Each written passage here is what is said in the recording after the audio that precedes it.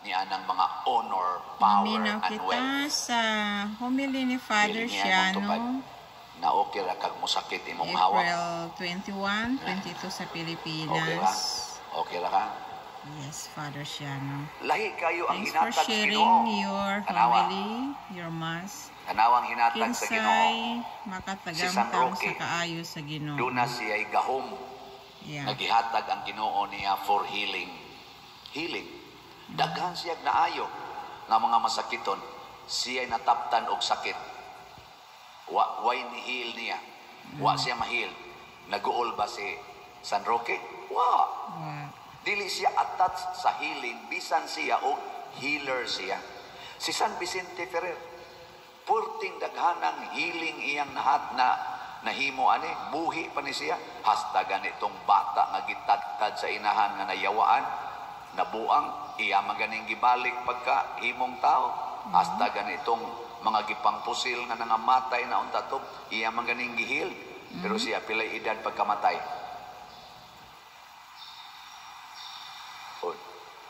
Pilay edad ni San Vicente pagkamatay.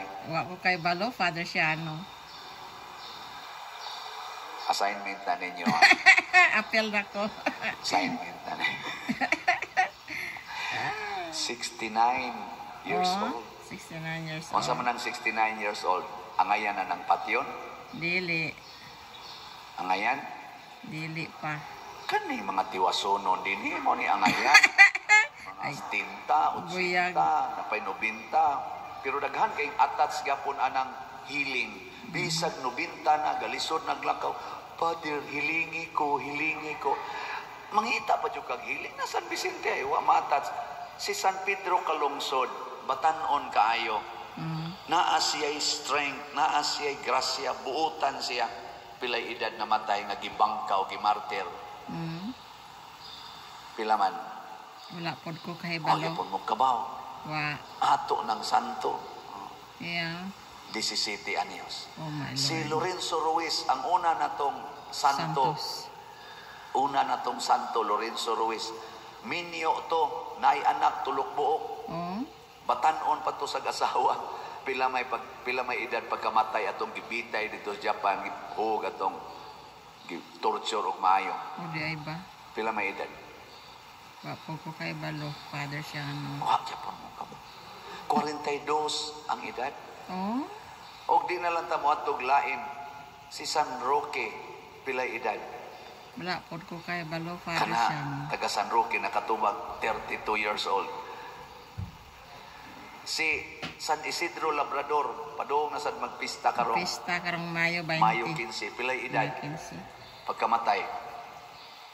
Wa mo kibaw. Wa. Tagalataban, pista man sad mo. Ana.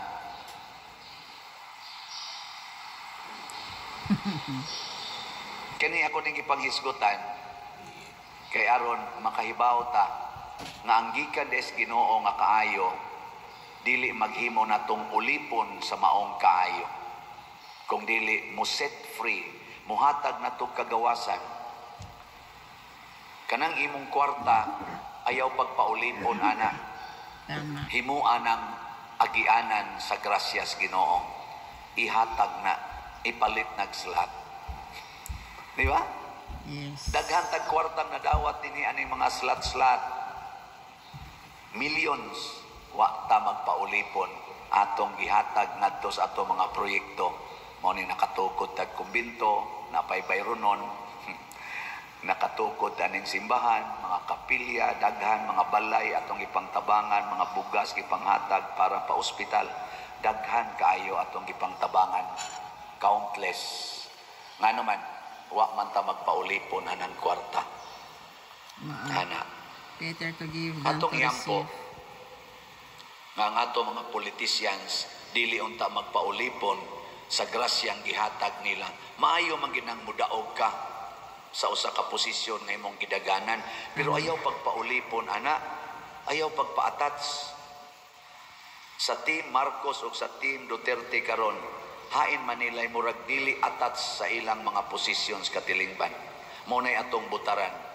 Di ko maingon team Marcos, team Duterte. Ang ako lang pamalanto mo, Duterte, tanaw na to, Father, PDP kinsa Laban Manila Straight. dili hangol og dungog o gahom. Kinsa Manila ang dili ba kanang maningkamot yung di na gyud manaog atong butaran. Mao na atong suportahan. Nya sa eleksyon karon sa akong tanaw-tanaw, muuyon ko sa uban nga nag-ingon. Kung makapili ka between Team Marcos or Team Duterte or Independente, kung makapili ka ana, ang nagsuporta nila, i-appeal na lang sa pili. Magsugod ta sa senador, ilang mga senador. Kung nakapili ka, gusto ka Team Marcos, nakita ni mo nga, mao ni angayang butaran, kay makahatag ni kaayuhan sa among nasod, maghatag ni maayo sa atong nasod, suportahi ang tanan nga naa diha na linya. Ayaw na lagtabok diri speakers, mo na generic analysis. O di asa ka ni Team Duterte, Tabok-tabok naman mo tanaw, kanis Duterte, mo gini nakahatag og maayos among nasod. Suportahi ang tanang nagsuporta niya para dili magkayabag-yabag. Tama. Ni ang second pamaagi, ang individual analysa. Basin sa deeg dunay hudas diri sa Team Marcos, nasay hudas diri sa Team Duterte. Ug makaya nimo ang pag-remove ana, ilisa nimo og independente, aka na.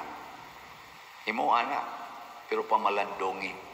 Tama. Pero ang una gid natong bantayan, kana bang mga nag-alagad o katilingban nga dili hangol og dungog, Tama. dili hangol og gahom, Kwarta. labi na gyud dili hangol og kwarta. Tama. Kay makadaot gina ang kaayo sa Ginoo naa, pero ang kuno na lang sadna sa pipila pinaagi ang ilang kahakog o kahangol, mahimog yung way ayo.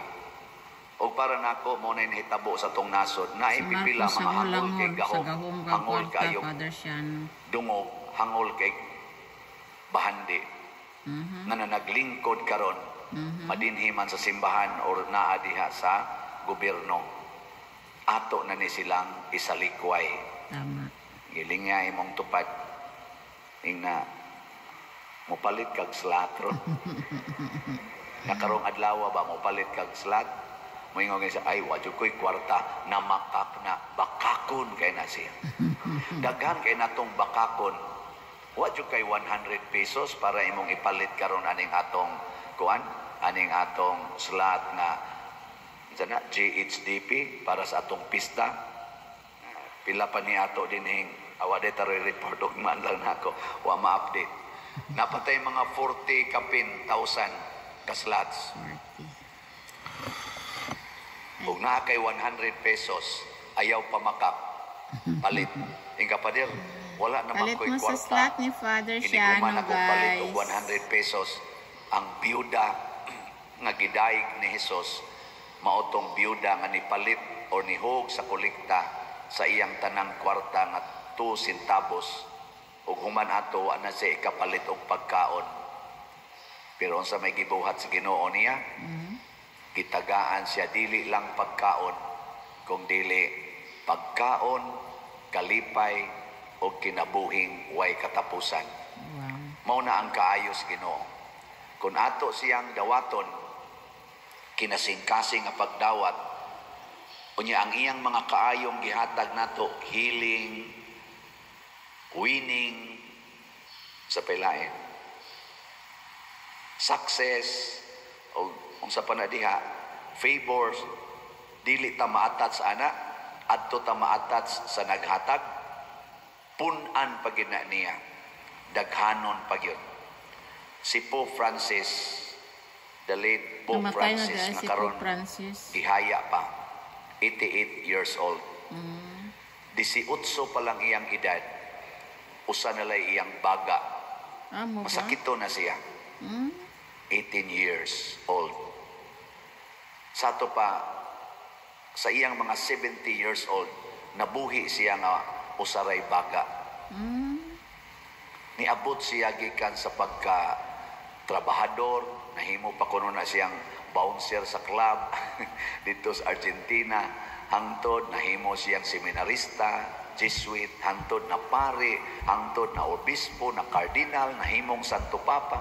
Niabot siya na nga maong height Pero naa niya gyud ang kakabos. Kakabos.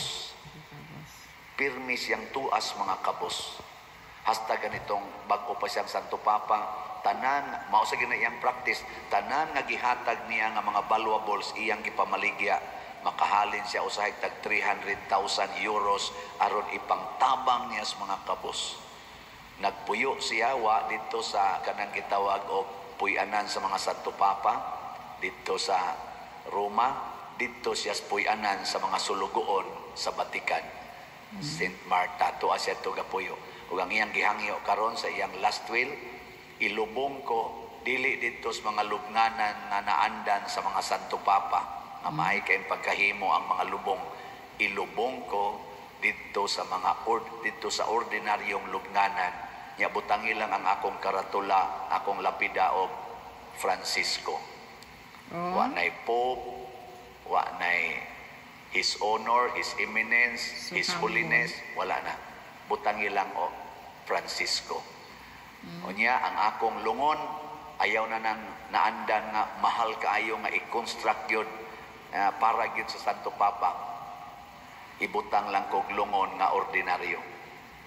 Nya ayaw na kog ibutang kay ana man ang hari mo rabag i-ilibit man na sila kay para makita. Ayaw ko ana. Ordinaryo lang paghaya sa lungon. Oh, sweet. Kan ba? Detachment from everything. Tama. Ge, lingay imong tupad. Ingna kanus aka mamatay. Nakanus aka ka mamatay. Wa man ta kay balong Father Siano ay kung kanus sa ato pa kuan pa na siya naatat sa mga gihatag sa Ginoo niya. Mao nay peligro kayo. Mawa nay ayo ang kalibutan basta ma-attach na ta sa mga kaayuhan.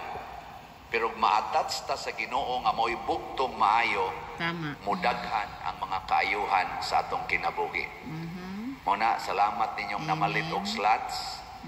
Inyong gipaambit ang mga kaayuhan nga inyong nadawat. Slot pa more. Atong pagpakan ang namalit og slot. Salamat kayo. Thanks for sharing for your beautiful and wonderful homily, Father Siano. I love you. On or before May 3. Thanks for watching, guys. Kamong tanan nga maminaw nako. Baker. Ala, palit mo. Pero Love siguro you. alang ining palit ninyo, ni ninyo gipada sa atong parokya. Tanawa gyud dinhi sa atong YouTube channel ug sa kaning Patriciano Ubod. Dinhi tanawa ang atong Bye. account Love, number. Nancy.